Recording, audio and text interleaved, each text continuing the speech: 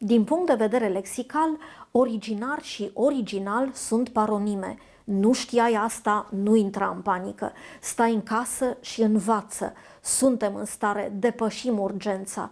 Televiziunea română te pregătește pentru examene. Fii cu ochii pe noi, fiindcă doar la TVR2 ai teleșcoală. Cei mai buni profesori și cele mai bune lecții pentru succesul tău.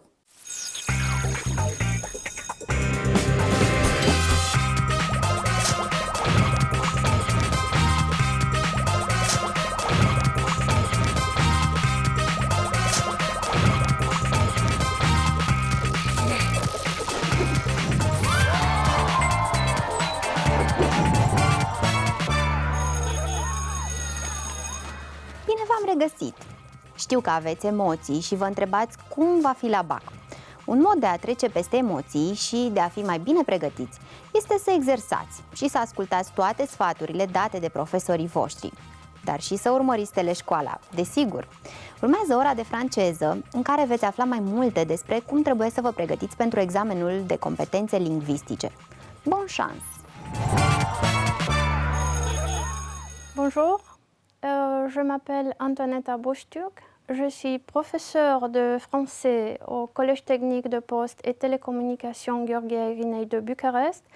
Et aujourd'hui, on va faire ensemble un cours de français, une leçon de français, spécialement pour les élèves en terminale, pour qu'ils préparent l'épreuve de baccalauréat, l'épreuve des compétences linguistiques en français. Vous le savez d'ailleurs, l'évaluation des compétences linguistiques, c'est une épreuve assez complexe. Il y a les parties de la production écrite, les parties de la production orale, compréhension écrite, compréhension orale. Donc, il faut avant tout éclaircir cette structure. C'est pour ça qu'aujourd'hui, on va voir quelle est la structure, quelle est la durée des épreuves.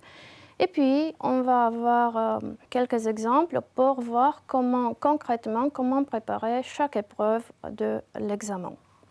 Donc, avant tout, la structure et la durée de l'examen. Il y a l'épreuve de compréhension d'un document audio qui a environ 20 minutes.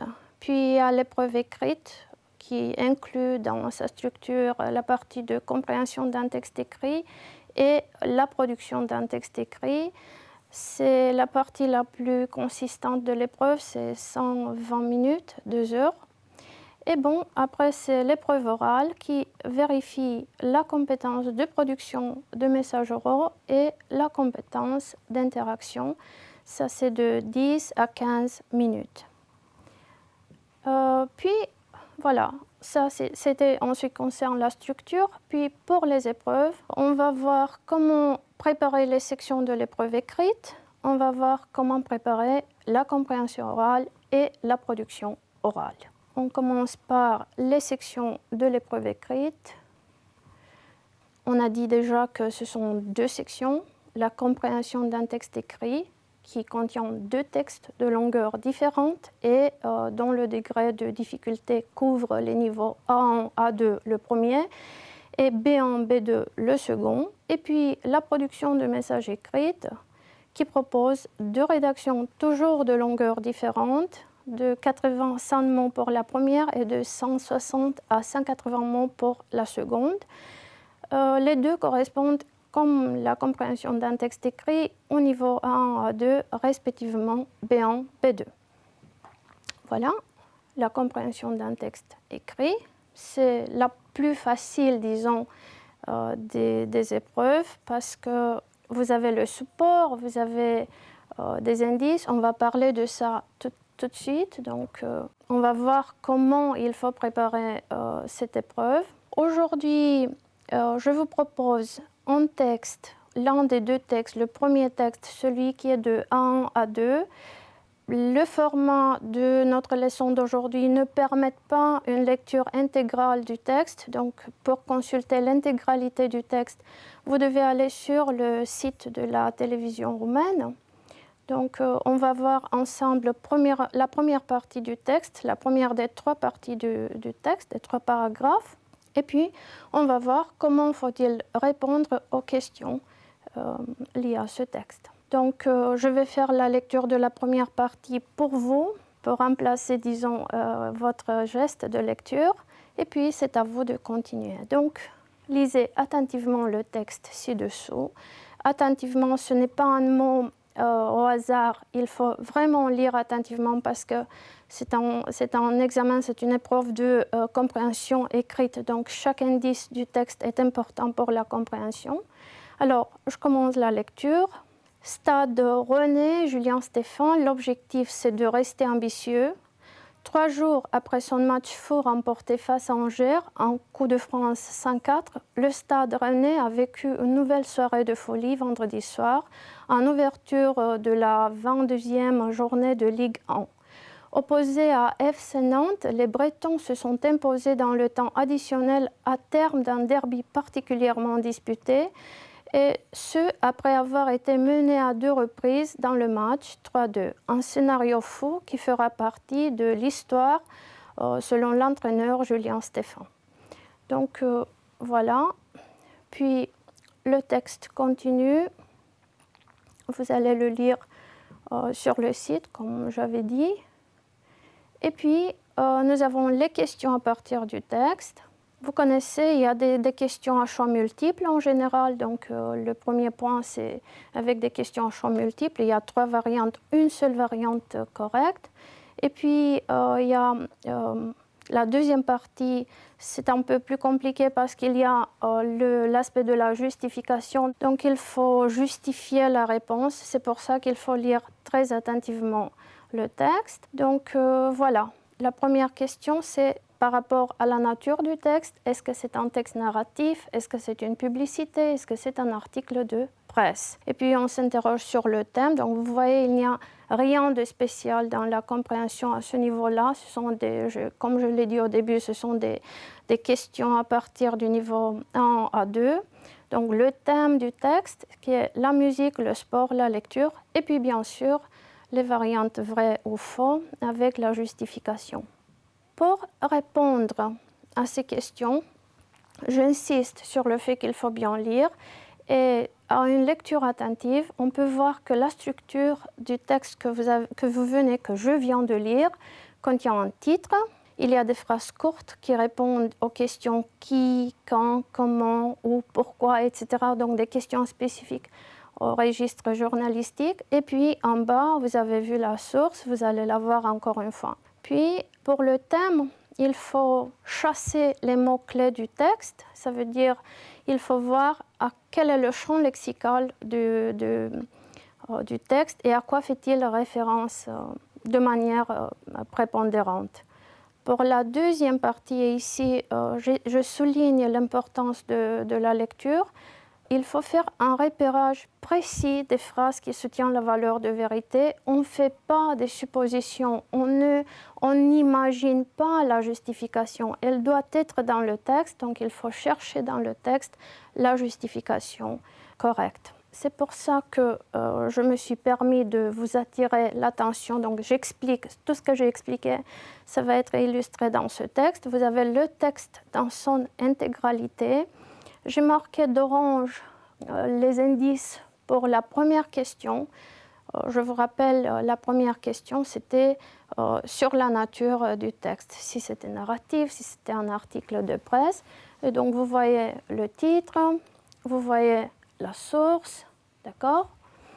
Puis, pour identifier le thème, j'ai souligné, j'ai marqué en rouge les mots-clés.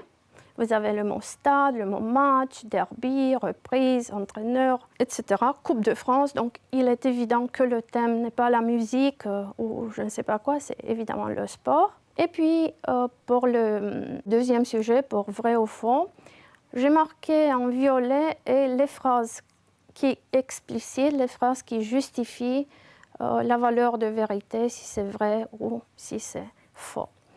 J'insiste. Pour voir l'intégralité du sujet, vous devez aller sur le site de la télévision roumaine. On continue. Voilà, les variantes correctes, c'est comme ça qu'il faut faire.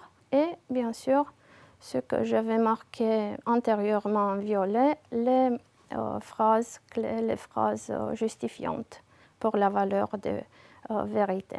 D'ailleurs, je crois qu'au cours des leçons de français avec vos professeurs, ça c'est le type d'exercice le plus fréquent, le plus banal que vous avez eu en terminale, de la compréhension écrite. Donc voilà, théoriquement, pratiquement, ça doit être simple et facile pour vous. Parce que je me suis proposé aujourd'hui de discuter, de travailler avec vous exactement, précisément la partie la plus compliquée. J'ai choisi un exercice en texte, une consigne pour la production B1, B2. La longueur, vous voyez, 160-180 mots, donc c'est plus long que la première partie. Je vais lire pour vous le biais. Donc vous imaginez que ça, c'est effectivement, ça c'est un sujet, ça c'est un biais sur la feuille d'examen. Donc les médias sociaux ont transformé notre façon de communiquer, mais ils ont aussi changé la façon dont nous tissons et entretenons des relations interpersonnelles. On affirme même que le phénomène a des effets négatifs sur la vie sociale. Qu'en pensez-vous? Donnez votre opinion dans un texte structuré et argumenté. Donc, on va s'intéresser premièrement sur la structure et on va voir comment introduit-on les arguments. Donc, voilà, on continue. La structure, c'est classique. La structure d'un texte argumentatif, c'est déjà quelque chose de classique. On a l'introduction, on a le développement et on a la conclusion. Et on va prendre tour à tour chaque partie. Il y a plusieurs façons de parler de l'introduction, il y a plusieurs façons d'envisager les parties de l'introduction. On parle de, je ne sais pas, point de vue accepté, point de vue refuté. Donc, il y a toute une terminologie que les profs peuvent emprunter.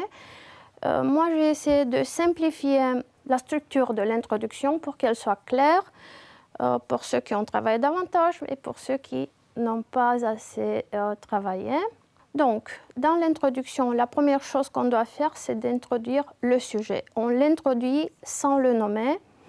Et voilà, je vous donne un exemple, une phrase d'introduction. Ce n'est pas l'exclusivité, ça veut dire qu'ici, votre imagination doit se mettre au travail. Donc, c'est à vous de créer ce type de phrase. L'important, c'est que la phrase introduit le sujet sans le nommer. Moi, j'ai imaginé la phrase, la façon dont on communique définit la dynamique de nos existences et elle est définie par les moyens qu'on utilise.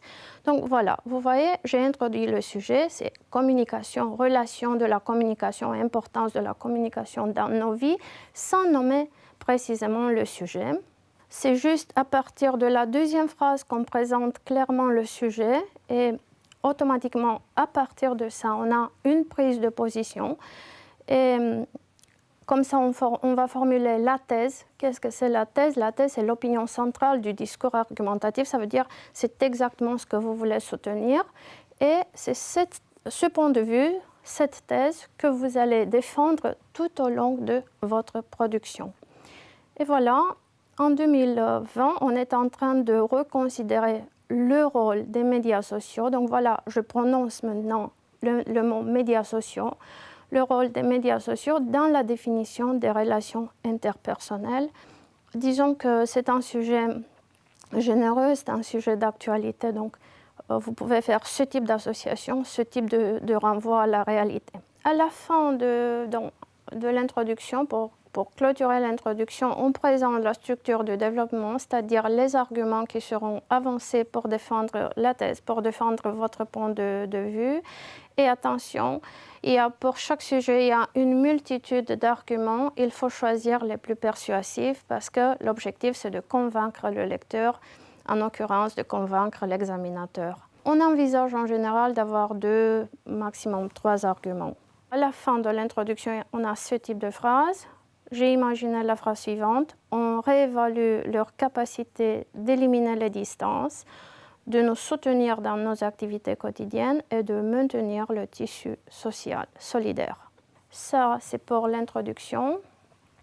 Le développement, c'est la partie, disons, la plus importante, la plus consistante de votre essai argumentatif. Il faut envisager 2 aspects pour le développement. Il contient la présentation de la thèse et de l'argument et, bien sûr, le développement. En ce qui concerne la présentation de la thèse et de l'argument, on a en général une phrase introduite par un organisateur textuel, une première qualité, moi j'ai utilisé le mot première pour éviter premièrement, deuxièmement des structures qu'on a assez entendues lors des différents examens. Donc voilà, on a ça. Je vais lire ce que j'ai conçu. Je répète, j'insiste sur cela. Ça, c'est seulement un exemple. C'est à vous d'imaginer si vous êtes pour, si vous êtes contre les médias sociaux. L'important, c'est d'être persuasif dans ce que vous faites. Une première qualité qu'on doit attribuer aux médias sociaux, c'est leur contribution au développement des structures qui nous aident à communiquer malgré cette dynamique qui rend impossible la proximité de tout ce qu'on aime pour de longues périodes de temps.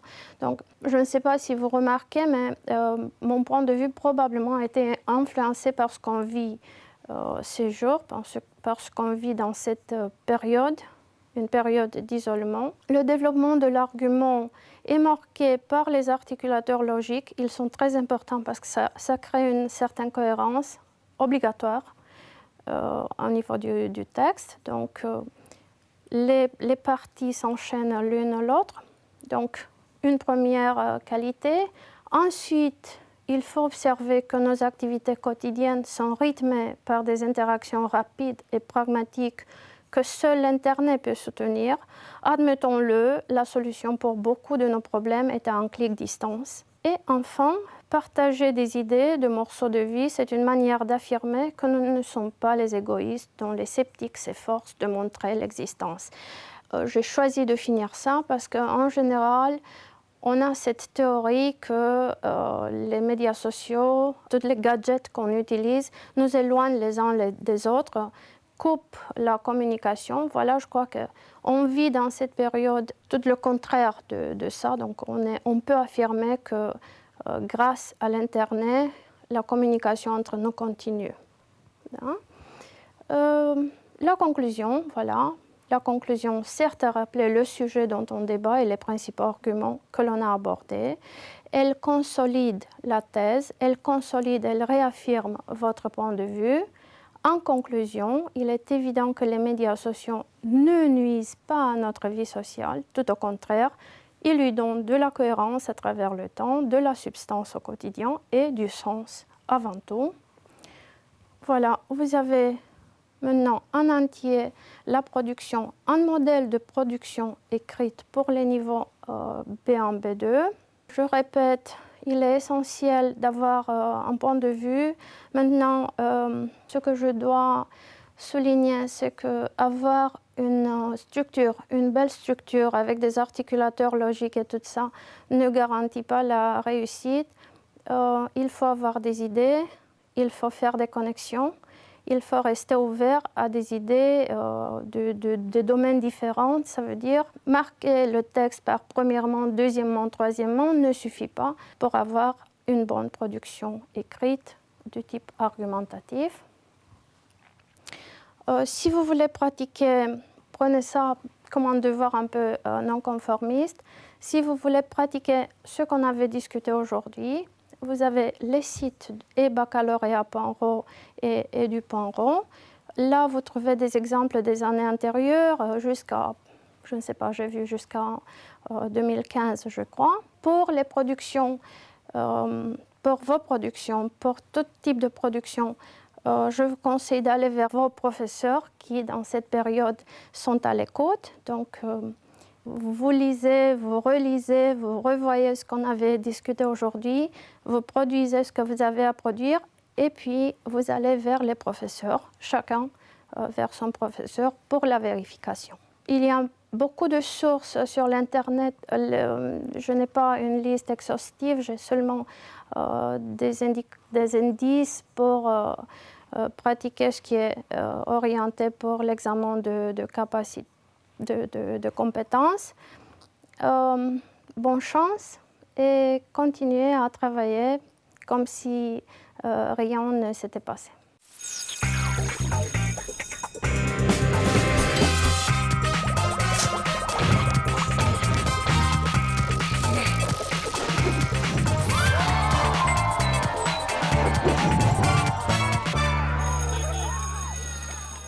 Sper că ați fost foarte atenți și că acum sunteți mai încrezători în ceea ce aveți de făcut la examen. A fost o oră foarte frumoasă, sper, care însă a ajuns la final. Dar vă reamintesc că puteți vedea emisiunile noastre și pe site-ul tvr.ro, dar și pe canalul de YouTube al Televiziunii Române. Nu plecați prea departe. După pauză, studiem informatica. Rămâneți pe TVR2.